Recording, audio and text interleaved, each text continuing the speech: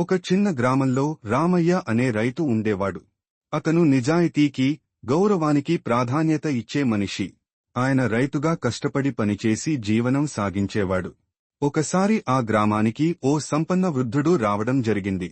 అతను తన భవిష్యత్తును చూసేందుకు ఒక బుద్ధిమంతుడిని వెతుకుతున్నాడు. రామయ్య గురించి విని అతనిని పిలిపించాడు. రామయ్య, నీకు చాలా డబ్బు ఇస్తాను. నా పనులన్నీ నువ్వు చూసుకోవాలి అని అన్నాడు ఆ వృద్ధుడు. రామయ్య ప్రశాంతంగా నవ్వి, మీరు నాకు డబ్బు ఇవ్వాలనుకోవడం మంచిదే. కాని నేను నా గౌరవాన్ని అమ్ముకోలేను. నేను నా కృషితో సంపాదించుకునే అన్నమే మధురం అని చెప్పాడు. వృద్ధుడు ఆశ్చర్యపోయాడు. నీకు నా డబ్బు అవసరం లేదు.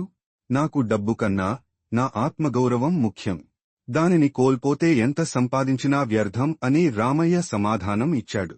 ఆ వృద్ధుడు రామయ్య నిజాయితీకి, గౌరవానికి మంత్రముగ్ధుడై అతనికి శ్రద్ధాంజలి తెలిపాడు.